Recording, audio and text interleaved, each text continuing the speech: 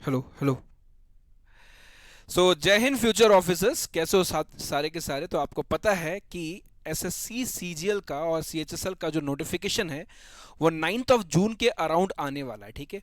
But exam date already आ चुका है। हाँ, जी हाँ, अगस्त और सितंबर में, मतलब जून जुलाई अगस्त, मतलब आप बात करूं तो 2 से ढाई महीने का समय बचा हुआ है आपका।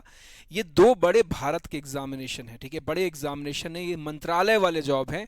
इसमें से मंत्रालय में जहाँ जाता है, जहाँ पर आप income tax, custom excise, preventive officer, PM office, external affairs, विदेश मंत्रालय, गृह मंत्रालय जैसे बड़े बड़े, CBI, narcotics intelligence bureau, preventive officer, enforcement directorate जैसे बड़े बड़े औहदे वाले जॉब है, मंत्रालय है। आपको पेट्रोलियम मंत्रालय में जॉब करना है, अगर आपको कोल मंत्रालय में करना है, आपको गृह मंत्रालय में जॉब करना है, तो एक बहुत अच्छा अपॉर्चुनिटी है। तो 2 से ढाई महीने का समय आपके पास बचा हुआ है, ठीक है।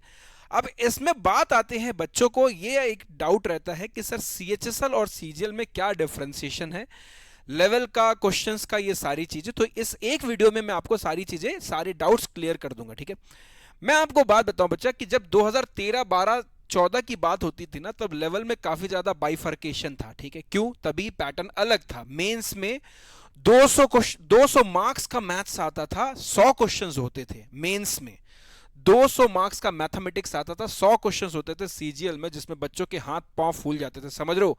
मतलब एक ही दिन में आपका मेंस में इंग्लिश भी होता था 200 क्वेश्चन, और 200 क्वेश्चन 200 मार्क्स का, और मैथ्स होता था 100 क्वेश्चन 200 मार्क्स का। मतलब 4 घंटे का पेपर एक ही दिन में होता था, ठीक है, बीच में ब्रेक होने के बाद।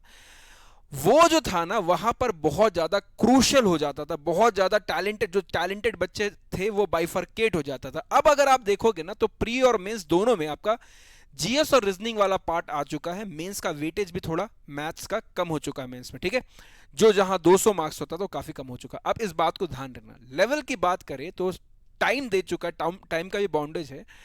तो इस बात को आप गांठ बांध लो कि एसएससी सीएचएसएल के लिए जो बच्चा तैयारी करता है, वो सीजीएल के लिए जो ऑलरेडी तैयार है, और जो सीजीएल में जॉब करता है, कहीं ना कहीं वो सीएचएसएल में भी या तो जॉब कर चुका होगा, या तो निकाल चुका होगा, या तो वो पेपर देता है ना। ध्यान रखना इस बात को। मोर देन, अगर मैं आंकड़े की बात करूं तो मोर देन 30 to 40% लोग ऐसे होते हैं सीएचएसएल में, जो ऑलरेडी सीएचएसएल में वर्किंग है किसी मंत्रालय में, और फिर सीजीएल का पोस्ट ले लेते हैं, ठीक है। और कई ऐसे लोग हैं, होते हैं जो सीएचएसएल के वो देते ही देते हैं, सारे के सारे आपका एग्जाम देते ही देते हैं, ठीक है। दोनों बातें हैं, कुछ सीएचएसएल के एग्जाम में रहते हैं जो ऑलरेडी पोस्टेड है, कहीं ना कहीं पोस्टेड है दूर दराज में, वो फॉर्म जरूर भरते हैं, वो सीजल देते हैं। क्यों देते हैं? अपने रैंक को इंप्रोवाइज करने के लिए। मान लीजिए कि किसी को अरुणाचल प्रदेश मिला हुआ है और उसका ग्रेड पे 2800 है, तो वो क्यों नहीं चाहेगा कि 4600 ग्रेड पे में उसको यूपी मिल जाए, अपना होम स्टेट मिल जाए, गुजरात मिल जाए, तमिल में राजस्थान मिल जाए, तमिलनाडु मिल जाए, अपना होम स्टेट क्यों नहीं चाहेगा? और क्यों नहीं चाहेगा कि उसके रैंक में इंप्रोवाइज हो जाए, है ना। इंस्पेक्टर रैंक क्यों ना मिल जाए उसको, कस्टम एक्साइज मिल जाए, इनकम टैक्स मिल जाए, प्रिवेंटिव ऑफिसर मिल जाए, मिनिस्ट्री ऑफ एक्सटर्नल अफेयर्स मिल जाए, ठीक है। तो दो बातों की ध्यान रखना, सीएचएसएल वाला बच्चा और सीजीएल वाला बच्चा सेम होता है। अगर मैं एज की भी बात करूं तो एज में भी खासा डिफरेंसेस नहीं है, इस बात को ध्यान रखना, ठीक है। जो बच्चा सीएचएसएल देता है वो सीजीएल भी देता है। अब बात करते हैं सिलेबस का, और सिलेबस की बात करेंगे, और फिर उसके बाद बात करेंगे लेवल का। तो पहले बात कर लेते हैं लेवल का ही। तो लेवल एग्जैक्टली सेम है, सीएचएसएल का लेवल और एसएससी सीजीएल के लेवल का जो क्वेश्चन है वो एग्जैक्टली सेम है। कई बार ऐसा देखा गया है कि सीजीएल मेंस में आसान क्वेश्चन पूछा हुआ है एज कंपेयर टू सीएचएसएल में, ठीक है। तो सीएचएसएल में जो कि आपका 12th बेसिस पर होता है, और सीजीएल जो कि ग्रेजुएशन बेसिस पर होता है, इसमें लेवल का कोई फर्क नहीं है। इस बात की आप गार्ड बांध लो, टॉपिक एग्जैक्टली सेम है, अभी मैं दिखाने वाला हूं। लेवल हु बहु सेम है। If you are opting for CHSL, that means you are already preparing for CGL, है ना। अगर आप सीएचएसएल के लिए पढ़ रहे हो तो आपकी ऑलरेडी तैयारी सीजल की हो जा रही है, ठीक है।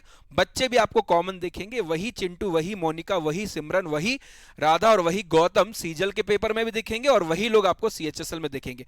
वही बच्चे सीजल में भी रैंक होल्डर्स होंगे और यहां सीएचएसएल में भी होंगे। अगर मैं बात करूं इसकी उसकी, अगर मैं बात करूं किसकी, सिलेबस की, तो सिलेबस देखो ध्यान से। दो पार्ट आता है, एक आपका अर्थमेटिक का आता है और एक आपका एडवांस मैथ्स का पार्ट आता है।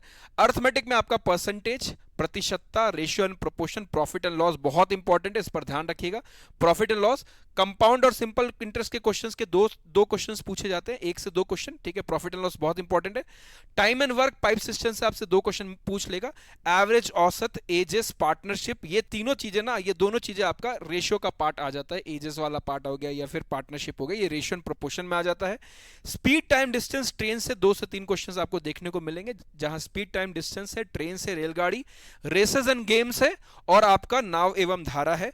मिक्सचर एंड एलिगेशन और डेटा इंटरप्रिटेशन के लगभग 2 क्वेश्चंस देखने को मिलेंगे। पहले क्या होता था ना, जब 2014 में 13, 14, 15, 16 की बात करें तो वहां पर 50 क्वेश्चंस होते थे प्री में, तो डीआई जो है वो 5 क्वेश्चंस आता था।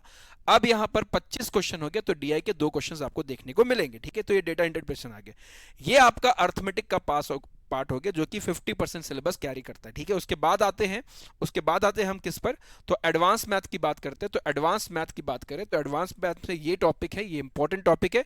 नंबर सिस्टम है, अलजेब्रा है, नंबर सिस्टम के बाद अलजेब्रा हो गया, फिर ज्योमेट्री है, ट्रिग्नोमेट्री है, हाइट एंड डिस्टेंस है, मेंसुरेशन और कोऑर्डिनेट ज्योमेट्री है। तो प्यारे बच्चों, ये एडवांस मैथ्स का टॉपिक है। अर्थमेटिक बता दिया मैंने, ये एडवांस मैथ बता दिया। वेटेज जो है वो 50 to 60% दोनों का रहता है, दोनों ही आपका इंपॉर्टेंट है, ठीक है। दोनों इंपॉर्टेंट है दोनों एग्जाम में, ठीक है। तो ये वेटेज आ गया।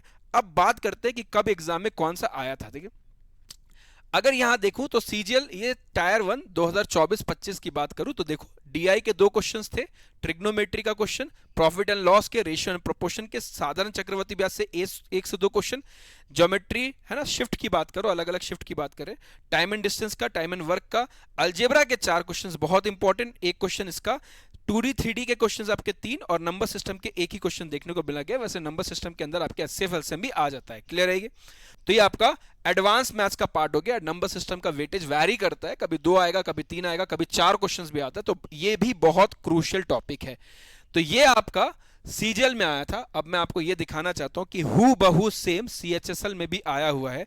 सेम क्वेश्चन देखिए, अलग अलग शिफ्ट का वेटेज है, ज्योमेट्री के 4 क्वेश्चन, ट्रिग्नोमेट्री के 3 क्वेश्चन, अलजेब्रा के 3 क्वेश्चन, और आप ऐसे देखकर बता ही नहीं सकते कि ये लेवल सीजीएल का है या ये लेवल सीएचएसएल का है। हूबहू सेम लेवल रहने वाला है। अब स्ट्रैटेजी क्या होनी चाहिए लास्ट के 2 महीने में, 2.5 महीने में, तो प्यारे बच्चों सबसे पहले इन टॉपिक को कवर करो, है ना, इन टॉपिक को कवर करो, जो रेलेवेंट टाइप है प्रीवियस ईयर के उनको कवर करो, नोट्स बनाओ प्रॉपर, है ना। ये नहीं कि हैंडराइटिंग बहुत पता लगा बहुत सुंदर से कर रहे हो, नहीं, जो इंपॉर्टेंट क्वेश्चंस है उनके नोट्स बनाओ, सारे टाइप्स के 1-1, 2-2 क्वेश्चंस लिख लो, ताकि एक क्विक रिवीजन हो जाए एग्जाम से 5 से 6 दिन पहले, और उसके बाद मॉक्स एनालिसिस करो, ठीक है। ये सारी चीजें आपको करवाई जाएंगी कहां पर, उत्कर्ष के चैनल पर, है ना, उत्कर्ष पर करवाई जाएगी। यहां पर आपको big summer sale live offer चल रहा है, जो कि 8 जून तक है। 8 जून तक आपके सारे एसएससी के कोर्सेज पर आपको मिलते हैं, सारे कोर्सेज पर आपको मिलेंगे कितना, अप टू 90% का डिस्काउंट, 90% का डिस्काउंट, अप टू 90% का डिस्काउंट। इसके अलावा 3 महीने का एक्स्ट्रा वैलिडिटी मिल जाएगा, ताकि आप उसमें प्रैक्टिस एंड ऑल भी कर सको। प्लस अगर यदि आपको प्राइम कोर्सेज लेना है, 2 तरीके के कोर्सेज, एक स्टैंडर्ड, एक प्राइम। प्राइम में आपको कंसाइज बुक मटेरियल आपके घर पे डिलीवर किया जाएगा, प्लस आपको प्रीवियस बैच का एक्सेस भी मिलता है प्राइम पर। अगर आपको प्राइम बैच परचेस करना है तो आप कूपन कोड प्राइम कैप्स में लिखकर परचेस कर सकते हैं। इसके अलावा मैं आपको बता दूं कि एसएससी सीजीएल का गौरव 5.0 बैच जो है वो हमारा काफी बेहतरीन जॉब है, बेहतरीन सिलेबस है, कवर करवाई जाती है इसमें, बेसिक से लेकर एडवांस तक में गौरव बैच में सारी चीजें करवाई जाती है। अभी लेटेस्ट जो था वो गौरव 4.0 था, जो बेहतरीन तरीके से चल रहा है। गौरव 5.0 बैच में, जो कि लाइव फ्रॉम स्टूडियो है, इसका कोर्स जो है वो प्राइम कोर्स 2500 का है और स्टैंडर्ड कोड 1000 रुपए का। इसमें आपको 10% का एक्स्ट्रा डिस्काउंट मिल जाएगा अगर आप कूपन कोड अप्लाई करते हो प्राइम, ठीक है। इसके अलावा मैं आपको बता दूं कि एसएससी सीजीएल 4.0 अगर आपको तुरंत लेना है तो ऑलरेडी 4.0 लाइव चल रहा है, जिसमें आपका बेसिक से एडवांस तैयारी करवाई जा रही है, तो ये आप ले सकते हो, ठीक है। और अगर आपको क्लासरूम प्रोग्राम लेना है, मतलब आप चाहते हो, देखो 2 तरीके के टीचर्स हैं, एक टीचर स्टूडियो से पढ़ा रहे हैं, एक क्लासरूम में बच्चों के साथ। अगर आप क्लासरूम में बच्चों के साथ वाला पढ़ना चाहते हो तो प्यारे बच्चों आप ये जयपुर क्लासरूम वाला जो बैच है वो परचेस कर सकते हो, दोनों ही आपको एप्लीकेशन पे मिल जाएंगे, ठीक है।